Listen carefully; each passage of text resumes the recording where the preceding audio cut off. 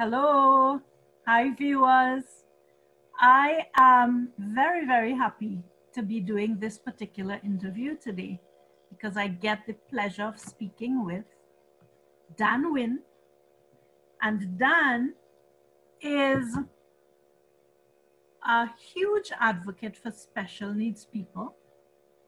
She is a learning coach who supports children with special needs and families with children with special needs. She has a degree in psychology and a teaching degree specific to special education. She uses tools including mindfulness and breathing tools from the Heart Math Institute. She does teaching also with gifted and high potential kids. And she helps children who have ADHD and anxiety issues to learn the skills and the approaches to regulate themselves. Dan is making such a difference through the work and through the sharing of her heart with the people that she works with.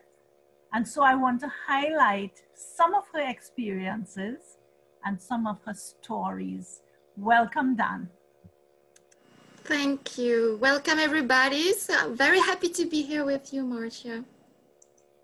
Thanks for being here. We've been trying to set this interview up for a little while, but sometimes the timing just has to be right. And I think it's the perfect time. Yeah. So Dan, could you start us off just by telling us a little bit about your background? Where are you from? What kind of family you came from? What experiences you had that led you to be where you are today?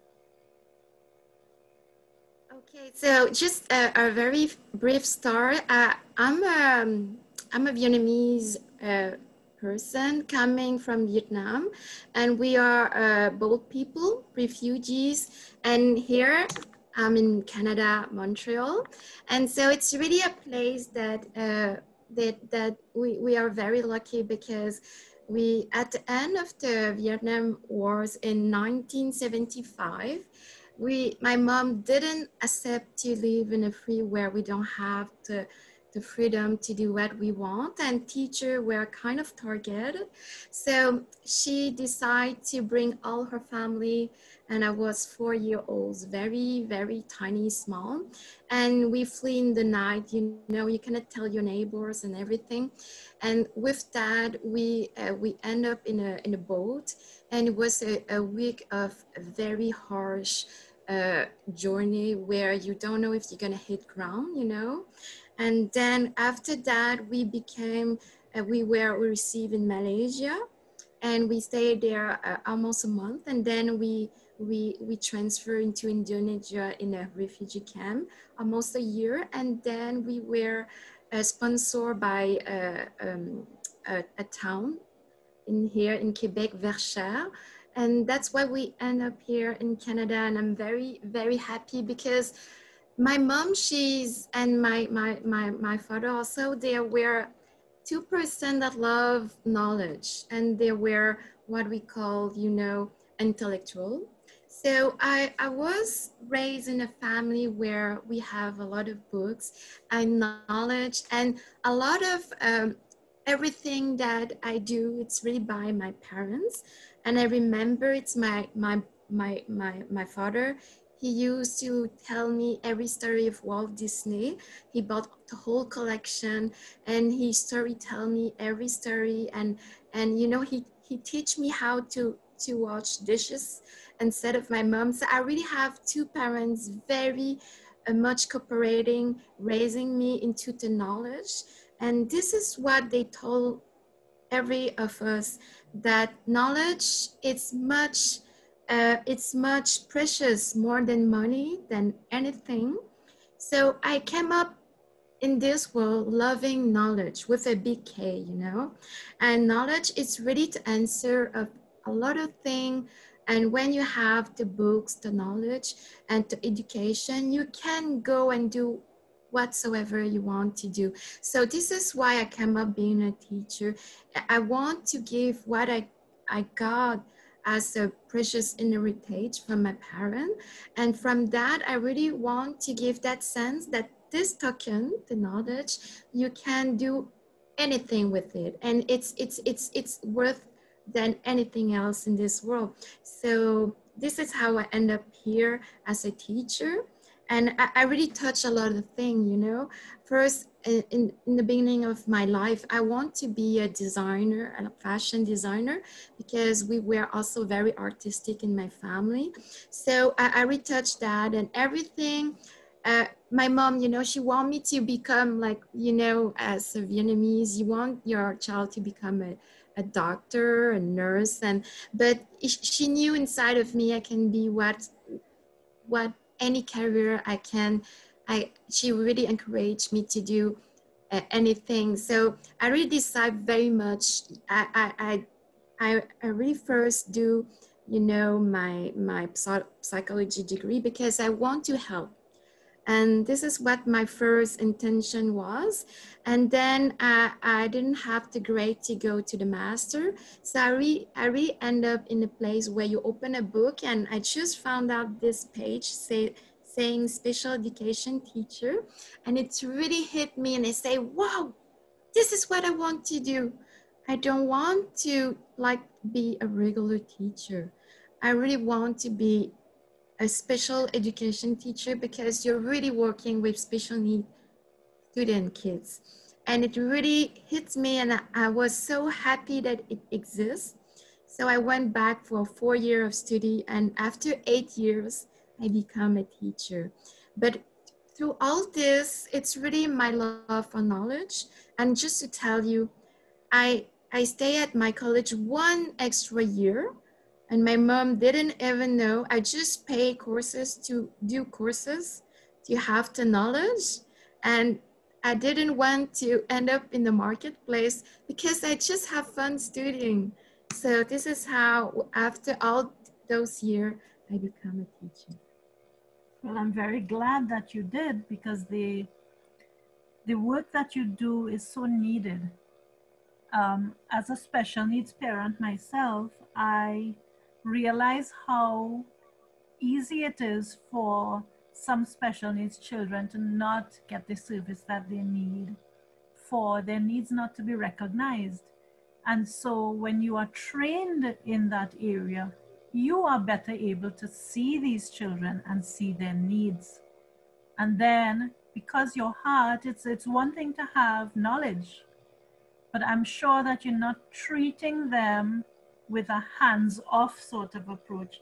And that's because something that you didn't say, Dan, but that I know is the case, you're very heart-centered. Everything that you do in your service comes from the heart, comes from understanding what the situation is that your children are going through, and you trying then to tailor the solution that you deliver to make a difference to each child in the right way. Because you definitely, to do good, to do education well, to offer education well, education must be tailored to each individual receiving it. And that is no easy task. So I know that you must be full of stories, the stories of the challenges of your students, the stories of the resilience of your students, the stories of the hope that you see coming alive in your students.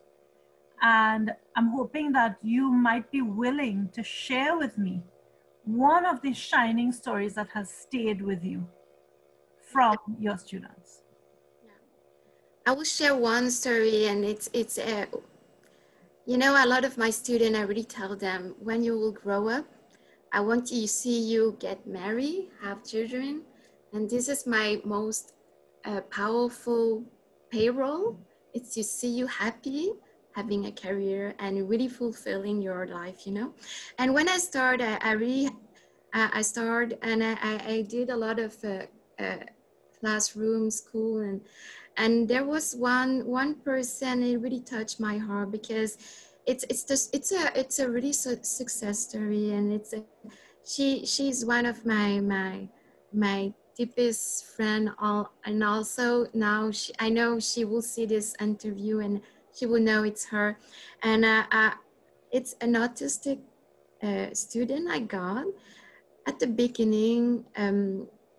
I I will I just I'm not sure. I will give her a nickname. Okay, let's say it's Anna. Okay, let's say her name is Anna. And Anna, she was when I started to meet her, she was 7 year old in second grade school, elementary school, Mm-hmm. and she was that very kids, she's different because she don't speak, she don't approach you. And I was what we call a special education teacher working in the classroom. I pick up the kids who has the most difficulties, and then I brought them outside in my classroom, and I give them services to bring them to be able to write, to count, and to read. So sometimes I work also in the classroom assisting the teacher, and I was doing both. Okay, it really depends what the teachers want. And what happening is I was in that classroom, and this girl really hit me because she was not very much uh, um, interactive, and she has that kind of a special look where you feel she was untamed, a person that you don't have an easy approach. And she was also for the other kids special, meaning that she don't have friends easily, and she talks to other students, but she really is really different. And at that time she doesn't have to label as autistic. So there was something with that person, that kids. And I remember I was very I made a group for doing ecology, and I would call that ultravert because I'm very devoted to promote ecology. And this is what I do with the kids. I want to bring them to have more environment awareness and everything. So she was interested into that group. She was very a person that want to bring people to have more fairness in the society. So she ended up in my group, but she was so scared of the other kids that when she came in my group, she ended up under my desk, and she was hiding there, and she didn't want to interact to the other kids. And there was maybe 6 7, and she really stayed there, okay, under my desk. And I knew she was very special at that point where she hiding from everybody else. And but that little girl was able to speak out in front of a crowd of hundreds of parents talking about the environment. So this is how you need to see it. She was very anxious with all the sound around her, with the social contact, but she has this incredible ability to serve and to defend what was important to her heart, and it was environment. Okay, to environment. So we really connect by that. And so I don't force her to be in the group, to stay there or to eat with us. And but she still stay connected to the group, and she was very special. And I went to her home and I gave her private lesson also for it was one of my students I trained on neurofeedback because she got ADHD without all the traits, but the markers. But she was one of the student I found very anxious, and it brought her to be how can I say that she wasn't well very much at school. She have a lot of fears, and I can tell you even the lights. And she has always those sunglasses to cut the light. because it was too stressful for her eyes. But she really has all this big potential. So I saw it right away in her, you know. So with that, I really connect with the family to mom, and she became a friend. And I trained her, and it was the first student I brought to Earth Math device, the what we call the M-Wave 2, and she started to use that. At that time, she was doing competition in ice skating, speed ice skating. So she didn't succeed to do lapses, okay, because you need to start to breathe to be able to be fast. So by training her with the device, her mom really told me she really enhanced her sport, her skills, and I really saw her evolving to that, having winnings, medals, and having that sense of control over herself, and seeing her as having potential, uh, big qualities. And at 17, 16, around that age, she's really started to take her place.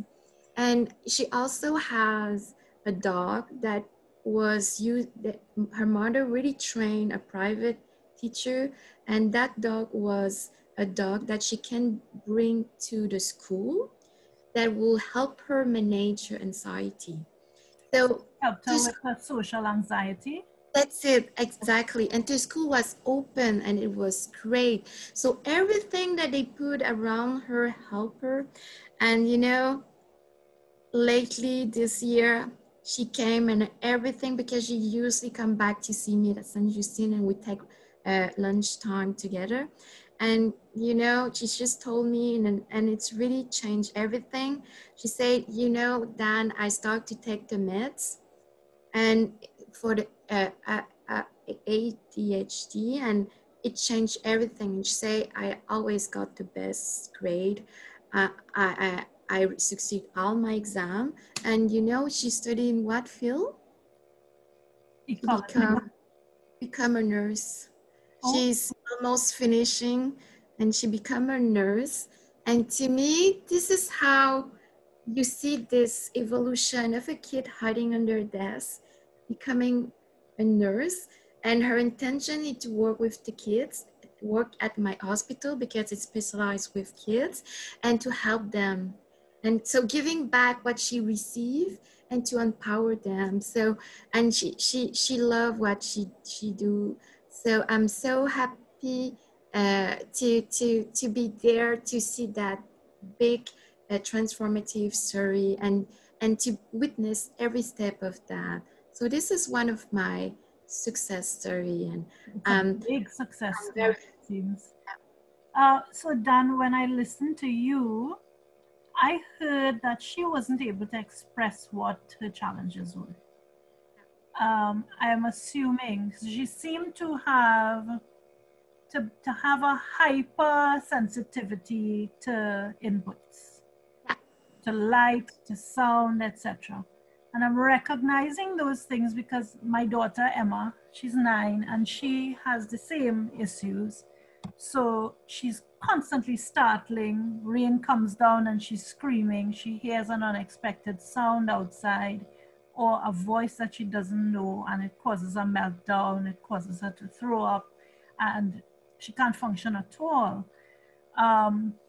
But when children are, they might have a very active internal life, I think, but she is not verbal, so she cannot express to anybody what she's thinking, what she needs, what she feels, and therefore, at least from what I observe, it has to be that we tune our intuition into her and sense what's going on for her, predict what the effect might be, and really watch her very closely so that we see if a change is coming on before the meltdown comes. And while that may be routine for a parent to do, I think it is harder for a teacher to do, because you are working with multiple children at one time, and you are managing many different children at many different places on the continuum, and you have to manage all of them wherever they are with whatever symptoms they manifest and whatever signs you're seeing. So it really is amazing to me that you were able, at each little inkling that she gave that something was wrong, you then would have had to pause and take that in and process it and say, perhaps this is the outward manifestation of this issue. And one by one, you're making up a list where you compile, these are all the different symptoms of whatever her condition is. How did you get to the point where you felt confident about this, and how easy is it for you to come up now with, well, one, to diagnose, and then to come up with your plan of action in order to move them to a place where they can be functional? Because that's the aim. You want independence and you want greater functionality for each child, I'm assuming. So how easy is it for you? What are some of your stories about learning to diagnose well and to come up with the individualized plans to help your students? Yeah, it's a very good question, Marsha. I think a lot of parents and a lot of people listening us, they want to know how can we bring our kids harder, okay? And it's something, you know, I forgot to tell you before entering the education field and before doing when I was doing my psychology degree, I did 3 years of in a summer camp where I was with autistic kids, and I love it so much. I did it on like 3 years in a row. It was the most demanding, and you know, you was with one kids and you just you become their shadow. You bring them and you're just helping them for everything because they really need your full attention, because they cannot just flee around, run in the street and get hit. You really need to check and to be their guardian angel. So that experience brought me to something it really hit me. And that experience was very important, because I say, and this is what I say to everyone, every special kid with special needs, they're their own planet. And it's like when you conquer a planet, what you do? You land there, you take the time to make the map. You want to understand when the planet turns, you need to see also the dark side of that planet. And this is how you need to connect. And every kid, they have their own intelligence, their own language, and you need to connect with that particular language.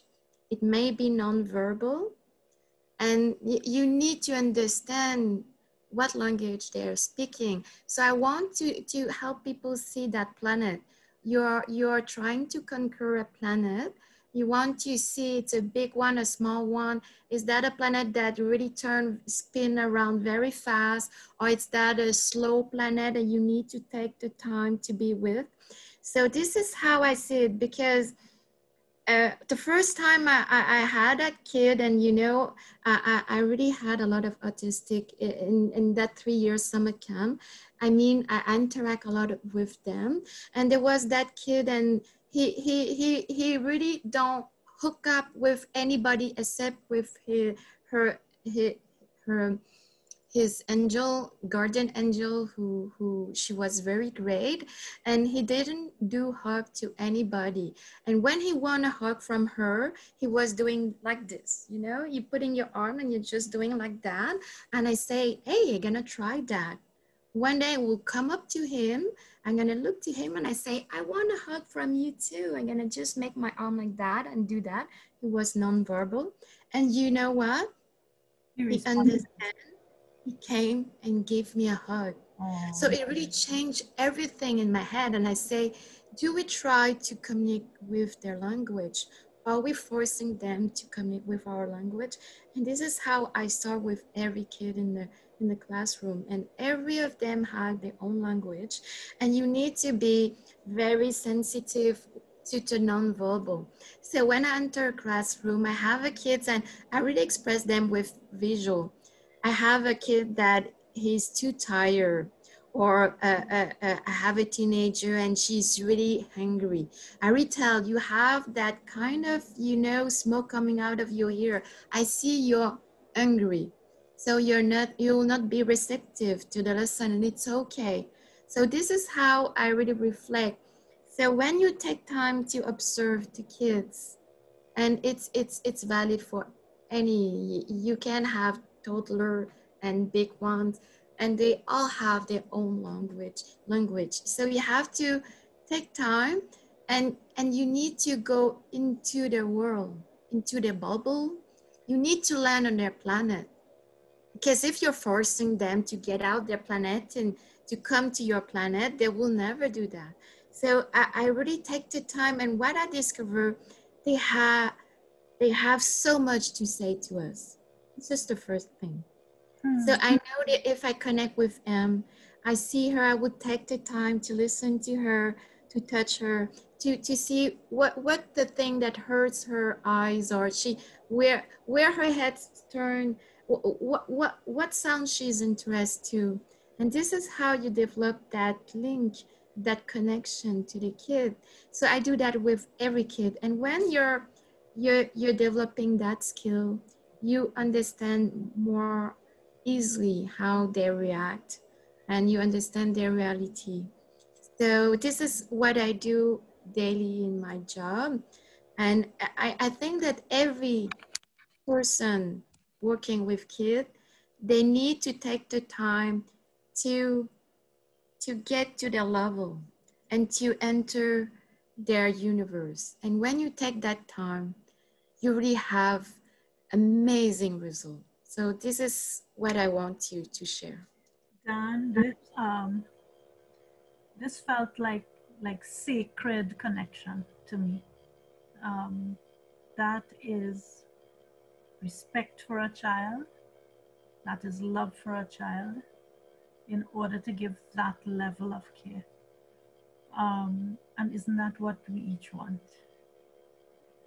What I've noticed is with nonverbal people, and I'm saying people because we also have this happening with people with strokes, for example. When somebody is nonverbal, a lot of the time, people viewing that person think that the inability to output language means that you are not smart at all. And that is such a mistake. The fact that I can't say a word doesn't mean I don't understand and process and have very complex ideas, thoughts, needs, desires, right? And I've become so familiar with this, as Emma, my daughter, has become able to receive language. We were at a point where she was supposed to be vegetative according to what doctors said when she got brain injured at 8 months old. But more and more, we kept finding that as we spoke around her, we got the impression that she understood. When there were voices, she knew exactly whose voice it was. When her dad walked in, she'd be crazy happy because that's her favorite person in the world. She'd be okay with me, but really, really happy with dad. And that shows preference.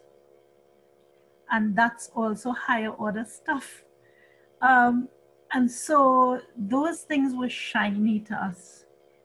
This started to spark in us the ability to recognize that it's not what somebody outputs verbally that is the mark of what they are capable of, and full stop. There are so many layers to each of us, and the human condition includes the special needs people on the continuum. Getting people to realize how much variety there is in this special needs situation, and to respect every single person there as somebody worthy of getting to know, as somebody with so many layers of complexity and a puzzle that you have to figure out just like you try to figure out everybody else when you meet them. So I'm listening to you talking about, let me get to know this person as the planet. I'm discovering this planet. That's such a powerful analogy.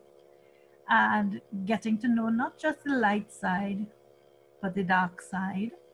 And the dark side might be the challenges, might be the meltdowns, might be the anger and the hitting, depending on the symptoms or the signs that you see in the particular condition. And the person may not be able to help it sometimes, right? But I'm also hearing you speak about this planet and exploring the planet and seeing all the different elements that make up this one person who is such a gem. And I'm also hearing from you, I'm seeing a parallel to shaping your interventions with that person.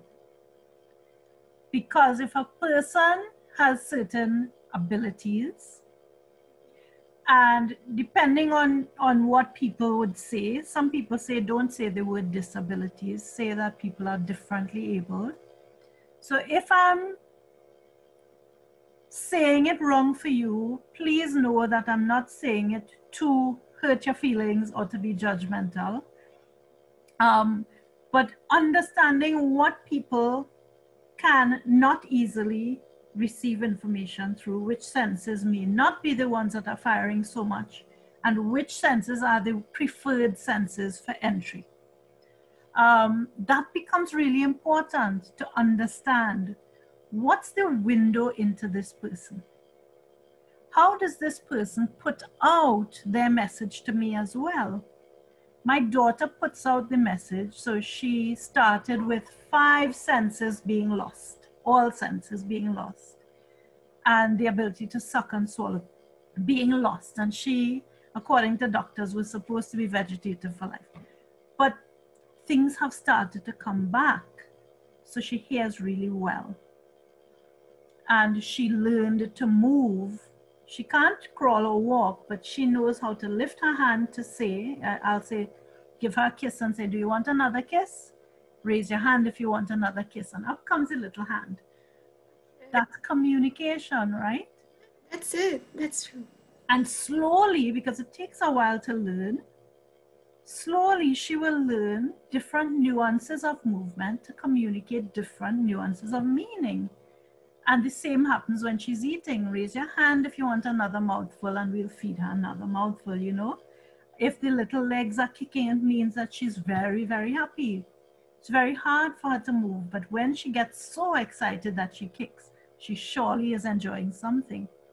So from that, we were able to understand, and I write all about this in the Lighting the Path book that we did for special needs parents. There's a whole chapter on shaping your interventions at home. Because I do not think that the special needs therapist or the special needs doctor is the only one who needs to work with the child. Definitely the child's time at home should also be giving that child practice and immersing that child and growing skills with the child. And I'm saying with the child because this is not a task that the child should be suffering through. Because one of the things that I've noticed is that when our special needs children undertake an activity that they think is fun, they will do it without complaint. And it can be really hard work, but they don't perceive it as work. And therefore, they're more likely to repeat, they're more likely to internalize, and they're more likely to learn. And that's the aim. Practice makes perfect. Yeah. So how have you experienced that? Have you gotten parents who are learning how to adapt to what you do with their child. And maybe at home, the child responds differently. That's what we experience. Sometimes Emma would do nothing with the other people. And when she came home, she would do it only for us so that the therapist didn't believe that she was doing the stuff we were seeing until we recorded it and showed it to people. What is your experience? Do you find that some students, some children work better with you and then shut down at home, or maybe the other way around? And what are your recommendations to parents to help to grow skills through interventions in the home? Okay, that's a very good question. In fact, the first thing I need to people to understand, this is what came up to me every day, okay? First time I was, and I also a volunteer working with kids with high intelligence deficiencies where they just lay down, you know, and we have difficulty to move them. So it's and what I really hit me, and it's something that we don't even think about it. Intelligence, you have every kid with intelligence. The first sign of intelligence, it's a kid saying no to you, okay? You don't even know how strong a no is, okay? You think you want to fight over that, but a no, it's something powerful and empowering for them, you know? And every day I'm grateful because the kids say yes, and he work. He do the thing I want him to do. And every day I say, Jesus, he say yes. He can say no, and he say yes, you know? So coming back to that, we need to see that every time a kid really express a no, it's a sign of something we need to understand. What is underneath to know? Is that a need to express his freedom to do his thing? And I do have kids where what I really change is the vision of the kids. I really bring a new vision, a new narrative around the kids. And I really help the parents see that what I'm doing, it's really a shift of perception. And I just give you a case of a kid where he don't want to do anything if I was sitting next to him and telling him what to do. He was so fed up with parents, grandparents, and adults telling him what to do. He was so bright. He was 11 years old, was a boy, ending in my psychiatric ward. And I was just, you know what I was doing? I was doing nothing. And this is what he needs. He just wants to do his thing by himself, and he worked very well. Because what he told me one time, he told me, you know, the homework, I didn't did it. It was my grandma. She do all the thing. And I thought, you know, the coloring was perfect and was very suspicious. And he say, no, I didn't do that. It's my grandma. And then he got a oral presentation. He did to make a speech. And the country he was supposed to talk about was the one her sister did last year. So they gave him the same country because the sister had done the work before. And it was very suspicious because the USB key was ping, and I say, is that yours? And everything, you need to be very sensitive to all the cue and to nonverbal. You see, he wasn't coming from his heart. And after that, I really helped the doctor, the pediatrician, to say, this kid has no problem. It's just because we want him so much to succeed at school, we don't giving even him a little bit of freedom to choose by himself. And after that, he really don't stay long. And I really express that, and the parent understand. And so when we want so much the kid to perform, to do greatly, we forgot that they need to do their own errors. So like you say, and this is how you need to shift the understanding that the kids has its own adaptive response to the situation, okay? And every time you have a no, don't try to go through it and push. it means something. So if you know or how she react as a no, as a pain, it means a lot. You need to stop there and ask yourself, what is the kid trying to communicate through that? So what I'm doing at my job, it's one dynamic. It's one cluster of environment with all the cues. So they may perform very well in my classroom and not at the home, because there's setting. That's it. There's a big dynamic. There's a whole interconnected all thing together, and the parents need to see that maybe before the homework they got into conflict about the sister. The parents put too much attention about the sister she succeeds so much, and so everything that we have around that, you need to see that. So if it's not working at home, there's something there. So seeing to know as a very important cue of information. Why your kid is not doing what you want them to do. So this is how I see it. I don't see it as a big failure. I see it full of information to understand. So I really, every time I speak to parents, I really tell them how to decode, to understand, but most of the time, they understand very much their kid. And this is how I learn very much, is by the parents. It's not by professional, by the doctor. It's by speaking, talking to their parents. And then I bring the missing piece of puzzle. And then the parents see the whole picture and they say just, oh, okay.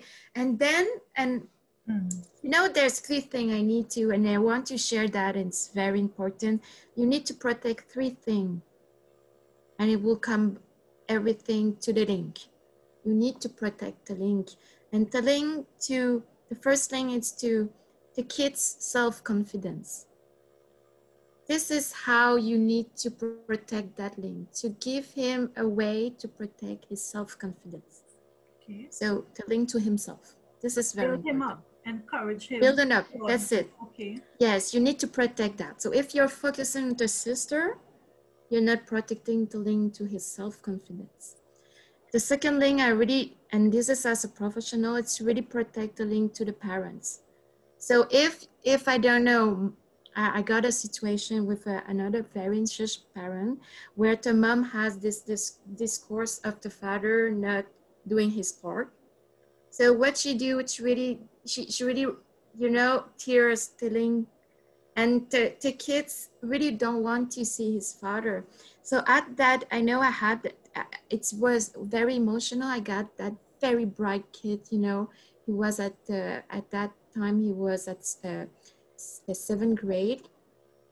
And he was very, very angry about his father not doing his part, don't want to see him. He don't want to have a father, at least. And at the meeting, because we cannot, parents should be both there, you know, and he didn't want to see his father. His father wanted to bring him to his cottage and everything, but it wasn't answering his need, you know. And I told the kids during that meeting that his father will always be in his team. And in his team, sport team, you work as a team. And I need the mom to hear that, because even though she has a conflict with the father, the kids, he need his father. So this is how you need to, sometime when we speak and how we interact with the kids, we putting people apart. And telling it's broken, and he need both parents. So I read every professional to protect the link to the family. Even though it's not a good person, you need to protect the reputation of that person, because how the kid will integrate it in his mind, it's gonna affect how he sees himself, you know. So, and the third one is the link to the school. So even though he don't have a good teacher, I will change my discourse to say, okay, it might be a teacher that you don't have affinity, but that teacher is doing his best, and to link to the peers also. So this 3 link, it's absolutely essential, and we need to protect that. This is the child's link to three things. The child's link to himself and his self-confidence. Yeah. To both of his parents, even if they have interpersonal differences, make sure that the child's connection to each parent is strong. And that you don't sully that relationship, that you don't contribute to anything. You try to build it up. And the third one is the child's relationship and connection to the school environment through peers and through teachers. That's it. Okay. Because when you broke one of this link, then the kid don't have any safety net, okay? Because you may just saying that, okay, the teacher, she's not right. The school is not right. They're not giving you services. They are not. And when you enter that discourse, you really disrupt the vision of a partnership, you know? And the parent will also hold themselves from collaborating. So it's very hard when you broke that link. So every time I really give the kids the sense that you have empowering tools to give you, they can have that vision to see that, and this is important. Adults are imperfect, we make errors, and from that, they learn to understand that we don't always make good choices. We don't even do right things. And seeing that, they connect to us, and connecting back to us, they do their best and they work, and everything is safe. From that point of view, this is what I do. So what I'm doing is just connecting back that. So when they go back at home, and I wish and I see that happening, then it works with mom, it works with the grandparent, it works with the school, we work with the peers. So we really have to watch out what we're saying to them, and to give what I call an exit door, so they can have a safety to themselves, not saying what you're doing is not great, or what you're doing at school is not great. So it's so important to protect them. Okay, I'm listening to you, and I think what you just ended with is always give the child, always make sure that the child feels secure, that they will not be judged harshly, even when they want to say no. Okay. It's perfect. The safety, the feeling of safety, it's the first thing we need to address and fulfill before asking anything of a child. Okay. And when we have that, you can bring them so far, and after that, it's exponential. Okay. Then when you look at you may have a group and you are trying to do an activity with your group. I'm thinking that you might find that sometimes you are doing an activity. Let's say that you're doing Incy Wincy Spider. Incy Wincy Spider.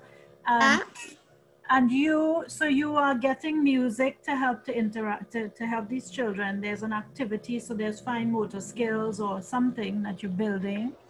But I'm thinking that you will have different levels of engagement from each child, because some of them are connected to this, some of them enjoy this, and some of them are really turned off by this. How do you adapt an activity so that you get more of the children being open to participating? There's different way. You first of all, you need to know them very much. How you create the group, it's important. So if you make an activity, you need to select a one that will really answer different levels. And you need also to, I'm asking the strong one to be, how you say that, a person that will help you, a little helper, okay? So they will know that other will have difficulties. So, but we need to keep them in the group. And you don't want to go too much easy in the level of choice of games or whatsoever, because you need to keep that enough fun to have a good engagement, okay? So what I do is I really pick up the group It's important. I select the kids and I will ask them before, I need you to be my little helper. I need you to, we don't need to perform here. We just need to, let's say, the intention is to have a good time together. So at this point, even though the kids are not playing with the right rules or just doing this or whatsoever, what I need to have, it's really the connection of being together as a whole. So I really adapt. This is for a game. And it's also the same thing with if we do a teaching. I really ask something very simple for kids with difficulties, and for other kids I really always ask a little helper just to say, okay, that you're gonna come here and you will help her or him doing this. So I really prepare before and I really select the activity. The selection, it's important. And you need also, and this is our job, it's really to go through an activity and do the adaptation before. And this is how you go through that when you make the activity, to take time to explain everything clearly and to ask for every kid's a different result because they're at the same level. So it's not a problem to say, okay, I want you to just be able to do this. And you, okay, you need to do that. Okay, you want always to win. So I want this time to just, calm down and try to help others. So you can do a lot of things, but you need to know well your student. And after that, you make the pairing. And I really, I don't put kids because what I'm doing, and I'm often in pair. I really work making the connection when I see they already have an affinity before put them together.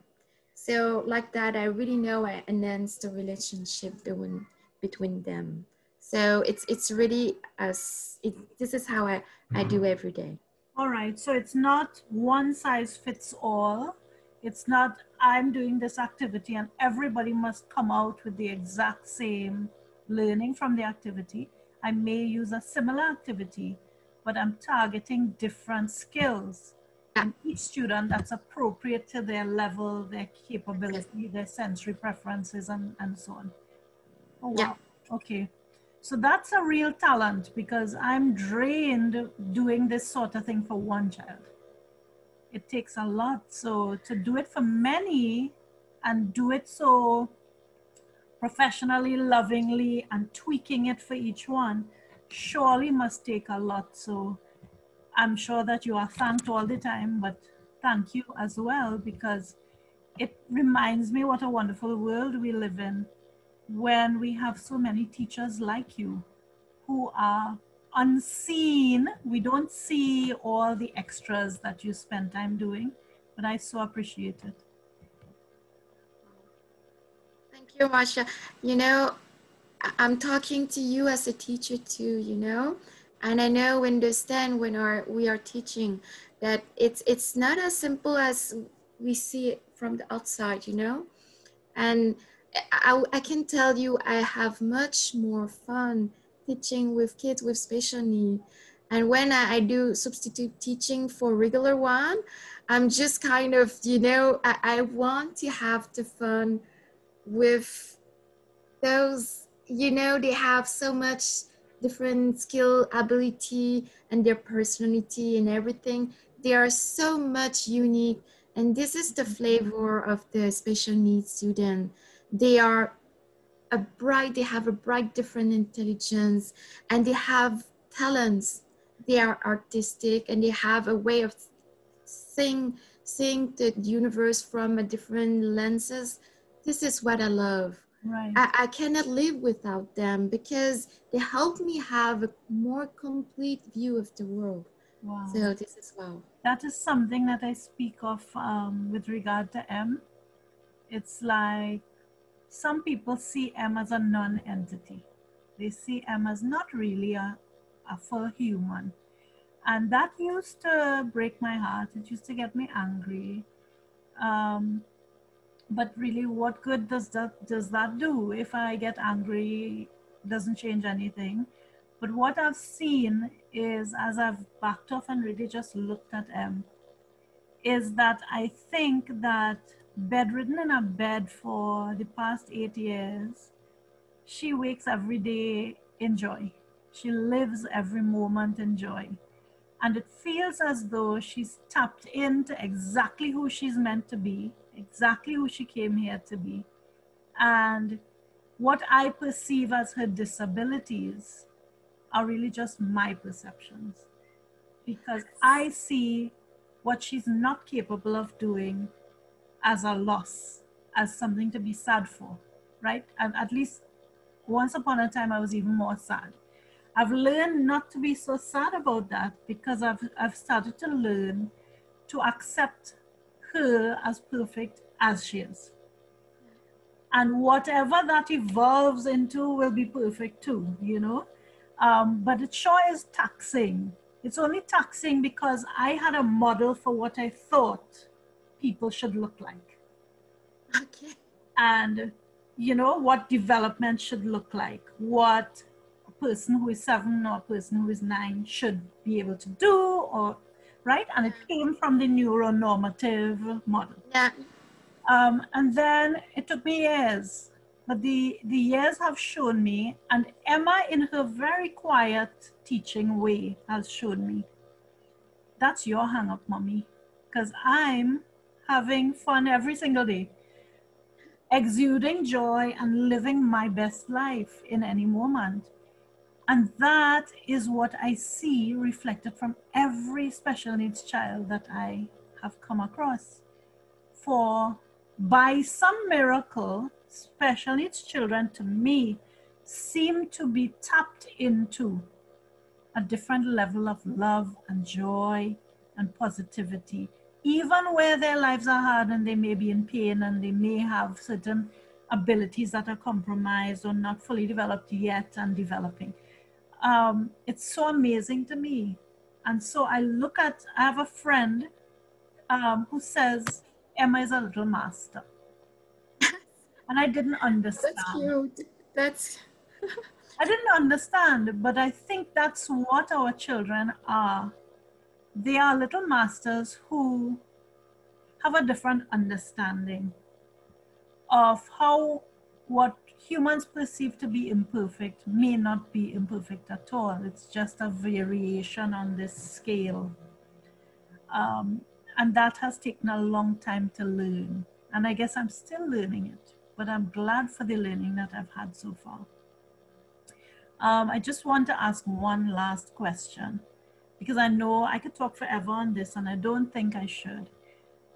Dan, you have so much experience behind you from the perspective of special needs advocate, special needs teacher, heart-centered person caring for those who have been disenfranchised, who have a hard life. And I do believe that that comes too from the root of your own story coming across here as a refugee, because you understand what it is to be uprooted, not grounded, at risk, and so on. And so I think I see that your heart reaches out to others who are at risk, and I want to thank you for that.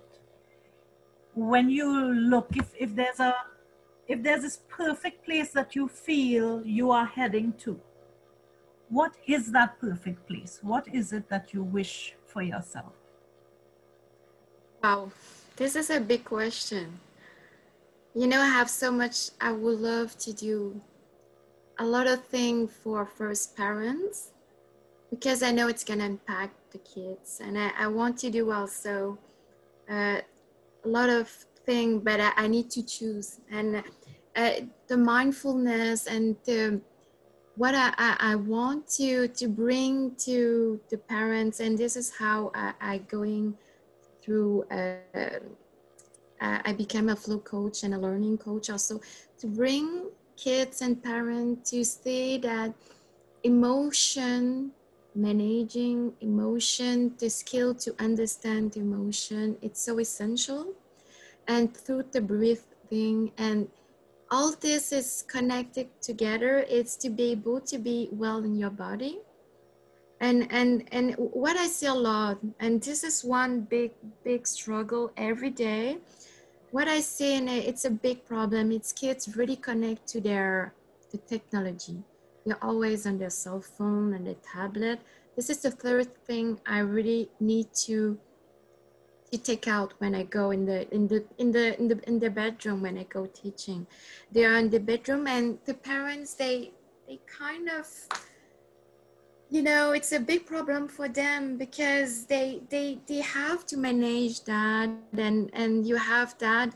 So about technologies, it's something I want to bring to help the kids, but also there's the part where technology really hurt their development, about how many hours you can put the kids in front of a screen.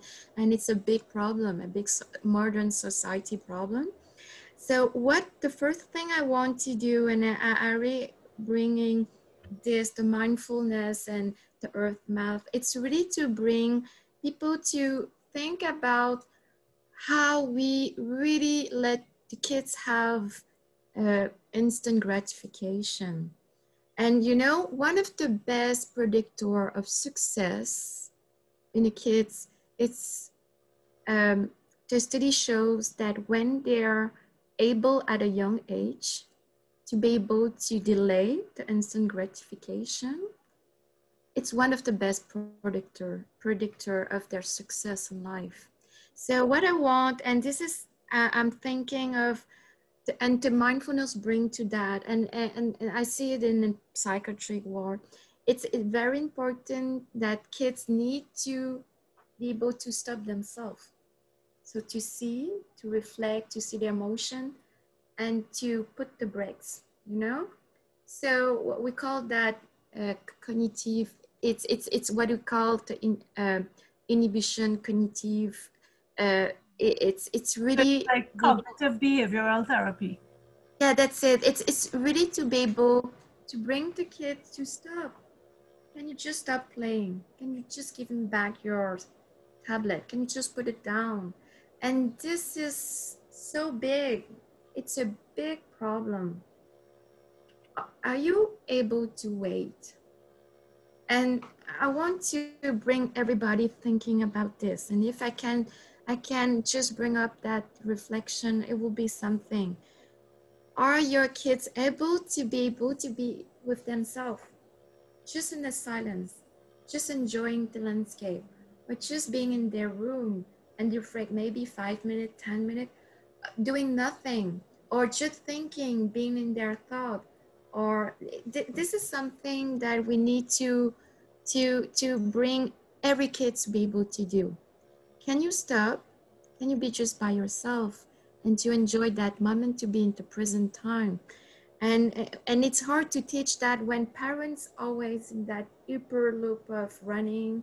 And I know because I have a friend, and her kids have course of piano, soccer, and she's just doing the taxi driver all the time.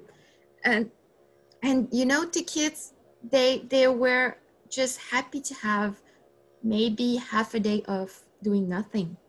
So when I hear that, because she already filled with a lot of things, good stimulation, but so much that the kids, they just want to have half a day by themselves. So we need to see, are we filling those gaps, trying to give them everything they need? Or do we bring them to be able to wait, to delay gratification? And you need to do that all the time to be sure at the end they will be able to, as an adult, wait for the red light, you know? So it's really all that together. I want to do something with that. So I start with Herf Mat, the breathing, the mindfulness, and there's also what they call the Mind Up program.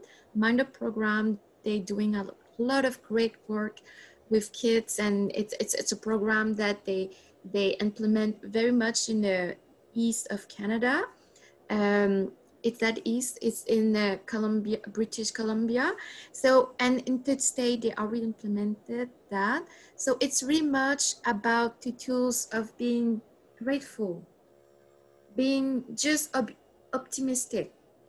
And this is what all my project tend to go towards. It's to bring the kids to have those two, to be grateful, optimistic, to be able to be in the present time, to enjoy, to be able to stop and just to have that reflection about their life, and to be able to be with themselves and to feel well. So this is all my project goes toward that.